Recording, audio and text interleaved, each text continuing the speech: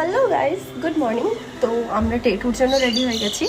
তো এখন আমরা যাচ্ছি দুবলাগাড়ি বিচ আর বাগদা বিচ ঘুরতে এখান থেকে, যেটা আমাদের কস্ট পড়েছে ক্যাবে মানে কারে 2000 ইনক্লুডিং পার্কিং অ্যান্ড অল। আর যদি আপনারা অটোতে যেতে চান তো ওটা অ্যাপ্রক্স আমাদের কালকে বলছিল 1400-এর মতো পড়বে দুটো বিচের।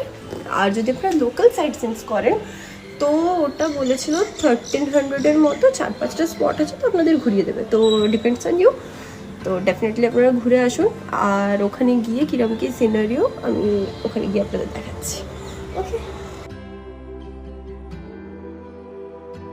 গাড়ি পৌঁছে ঝাউবনের ভেতর দিয়ে যখন আমরা বিচের দিকে হাঁটছিলাম, মনে হচ্ছিল আমরা যেন সমুদ্রের কাছে যাওয়ার আগে একটা প্রকৃতির সবুজ টানেল পেরিয়ে যাচ্ছি। দুপাশে লম্বা লম্বা ঝাউ গাছ, বাতাস লাগতেই পাতাগুলো এমন একটা মিষ্টি শব্দ করছিল যেন প্রকৃতি নিজেই আমাদের জন্য ব্যাকগ্রাউন্ড মিউজিক বাজাচ্ছে।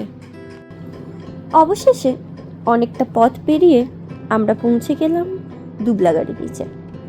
আর বিশ্বাস করো, গাড়ি থেকে নামার পরই মনে হলো আমি যেন একটা অন্য পৃথিবীতে এসে পড়েছি।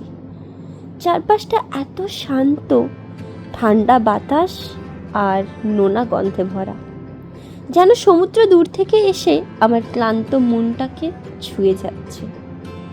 দূরে ঢেউয়ের গর্জন শুনে বুকের ভেতরে এক অদ্ভুত অনুভূতি হচ্ছিল। একদিকে এক্সাইটমেন্ট, অন্যদিকে একটা গভীর শান্তি।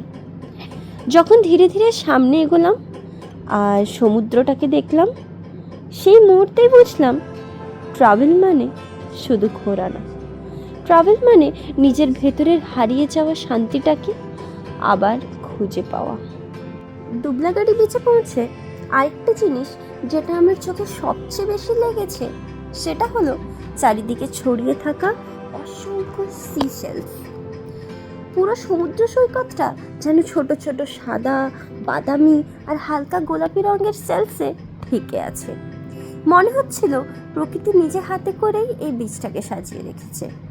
হাঁটতে গেলে পায়ের নিচে সেলসের হালকা ক্রাঞ্চ সাউন্ড, আর ভেজা বালির ওপর সূর্যের আলো পড়ে এমনভাবে চকচক করছিল যেন পুরো বীজটা মুক্তোর মতো ঝলমল করছে। সেই মুহূর্তে মনে হচ্ছিল যেন আমি কোনো সাধারণ বিচে দাঁড়িয়ে নেই, আমি যেন একটা হিডেন ট্রেজার বিচে চলে এসেছি। সত্যি বলতে কি, এমন শেলসে ঢাকা বিচ আমি আগে কখনো দেখিনি। এটা এত সুন্দর যে মনে হচ্ছিল চোখের সামনে একটা ড্রিম সিন চলছে। আর সেই মোমেন্টে মনে হলো প্রকৃতি কখনো বড় কিছু দিয়ে নয়, ছোট ছোট জিনিস দিয়েও মানুষকে মুগ্ধ করে দিতে পারে। বিচে ঘোরার পর আমরা চলে গিয়েছিলাম সামনেরই একটা রিসর্টে লাঞ্চ করতে। সেখানের জায়গাটাও ছিল খুবই সুন্দর। গাইস, আজকের ব্লগ এখানেই শেষ। দুবলাগাড়ি বিচের শান্তি, সেলসে ঢাকা সুন্দর সৈকত আর সামনেই সুন্দর একটা রিসর্টের টেস্টি লাঞ্চ, সব মিলিয়ে ডে 2 একদম মেমোরেবল। দেখা হচ্ছে নেক্সট ব্লগে। Until then, stay tuned and stay healthy.